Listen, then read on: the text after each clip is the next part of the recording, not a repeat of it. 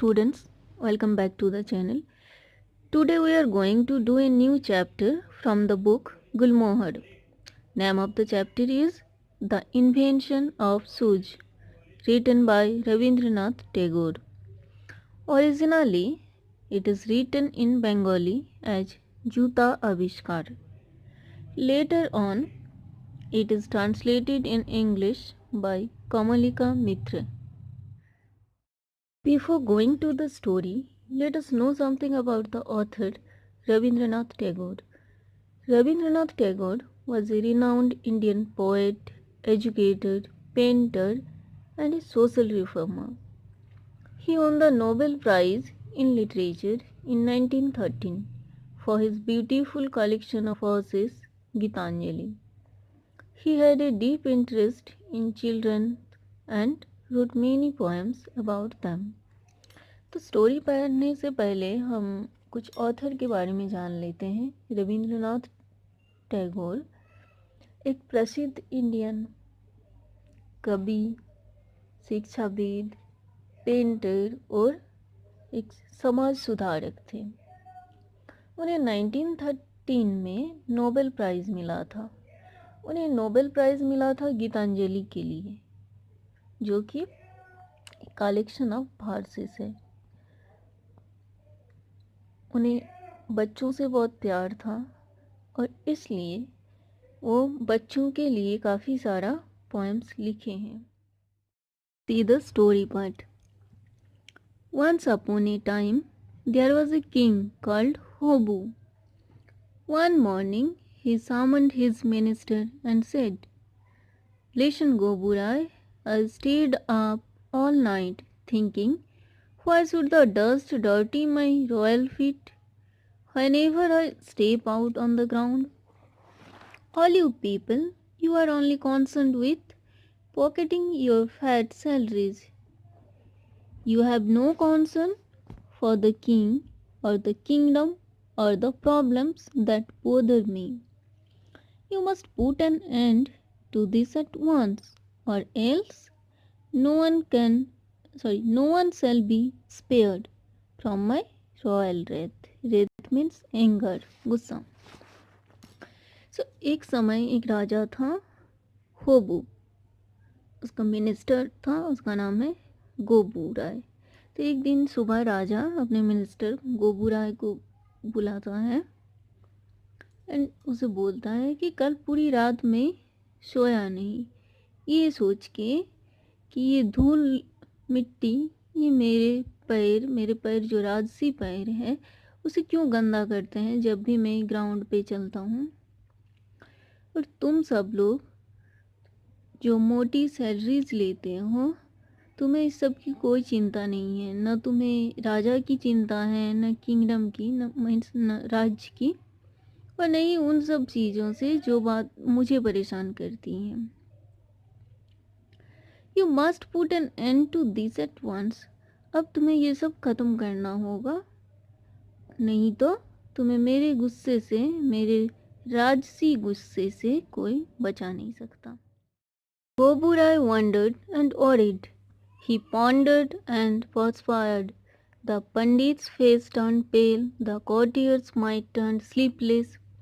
In the kitchen, the cooking stopped. In the castle, the crying started. तो गोबूराय इस बारे में सोचने लगा और सोचते सोचते परेशान हो गया। He pondered and perspired. Pondered means किसी भी प्रॉब्लम के बारे में बहुत ज़्यादा सोचना। तो वो इस प्रॉब्लम के बारे में बहुत ज़्यादा सोचने लगा और पसीना पसीना हो गया सोचते सोचते। पंडितों का चेहरा फीका पड़ने लगा।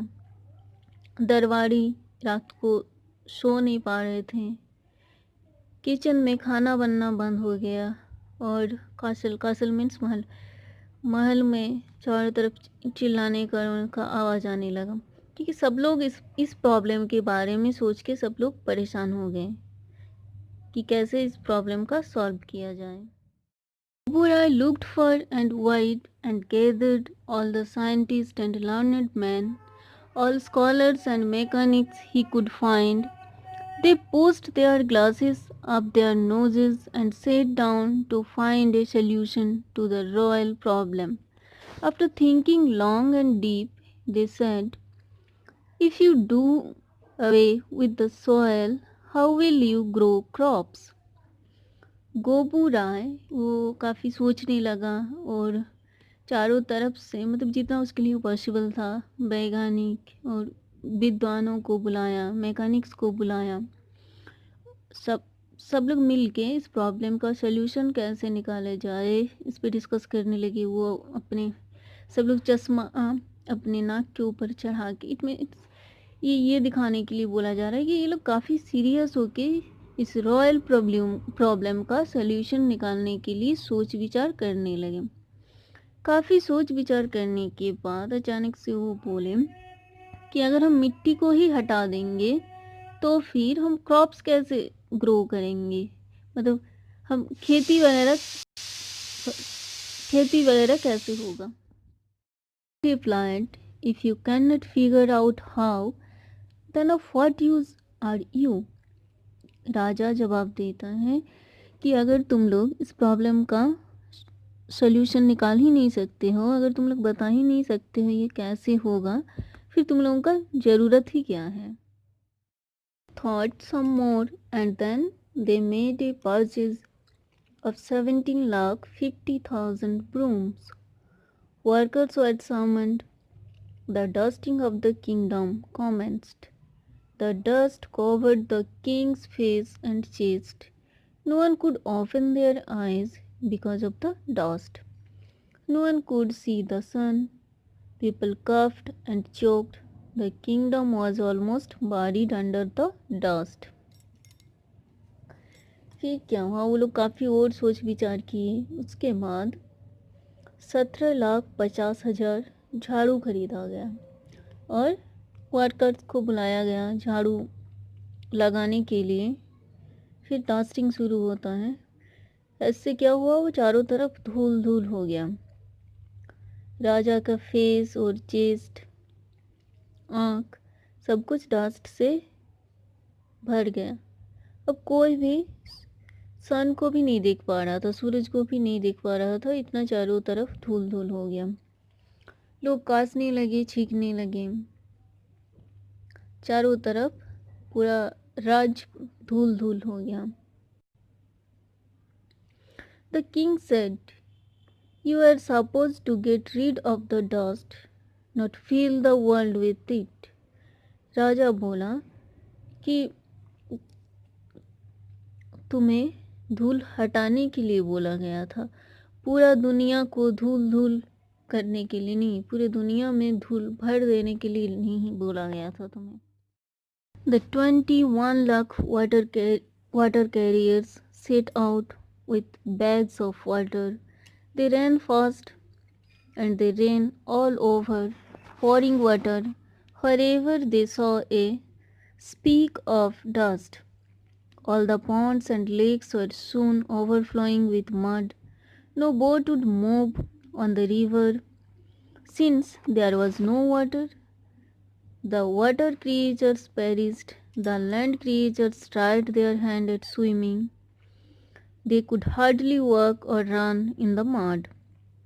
No bazaar could be set up, so trading stopped.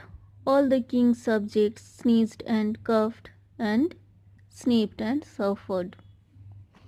उसके बाद सोच विचार करके 21 लाख वाटर कैरियर्स मीन्स जो लोग पानी ढोते हैं उन्हें बुलाया गया और वो लोग इधर उधर भाग के जहाँ भी उन्हें डस्ट का एक भी कण दिखता था वहाँ पे मतलब पानी डाल के वो धूल को हटा रहे थे, हटाने का कोशिश कर रहे थे बोल सकते हो। इससे क्या हुआ, जो भी पॉन्ड्स था, तालाब था, लेक वगैरह था, उसमें क्या हुआ, मडी वाटर उससे ओवरफ्लोइंग होने लगा, कीचड़ से, मड से।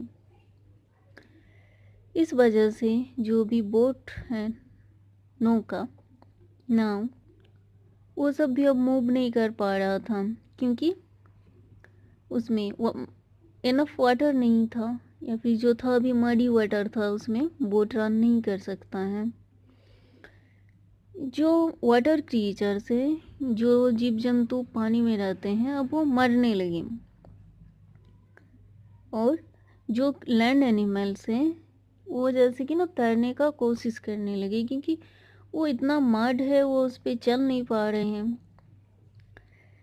बाजार बंद है, बाजार खुल नहीं पा रहा था, इस वजह से बाजार बंद है। ट्रेडिंग मीन्स बिजनेस, व्यापार, वो भी स्टॉप हो गया। राजा के जो प्रजा थे सब कांसने लगे, छींकने लगे। मतलब ऑल ओवर द किंगडम सब लोग सफ़र करने लगे इस कीचड़ की वजह से। सबका सारा काम बंद हो गया। और मतलब not only the humans, animals also, other land animals और द वाटर एनिमल्स, सब लोग इस वजह से सफ़र करने लगे। And what a lot of fools! They got rid of the dust only to replace it with mud. राजा बोला कितने बेवकूफ़ है सब लोग, इन्होंने धूल हटा के उसकी जगह मिट्टी से भर दिया। Once again, everyone gathered to solve the royal problem. Once again, the great men and their assistants racked their great brains. They thought and then thought harder, but they were baffled and blank.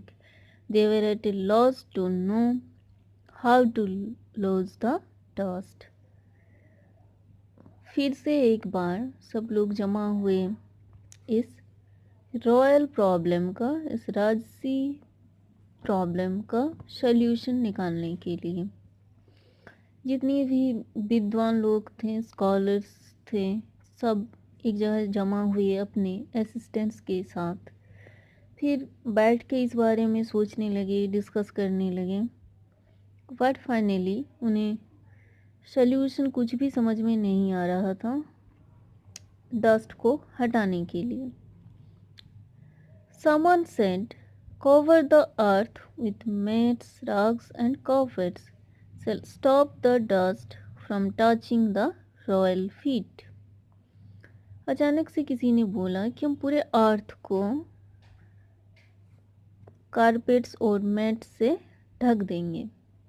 इससे क्या होगा, जो dust है वो राजा के पैर में नहीं लगेगा। आपको अब तक का स्टोरी अच्छे से समझ में आ गया होगा। अगर नहीं आया है then write on the comment section below जो भी क्वेरीज हों। And I think now I should end this video, otherwise it will be longer. So I will be back soon with the second part of this chapter. So next video में हम इस chapter को complete करेंगे।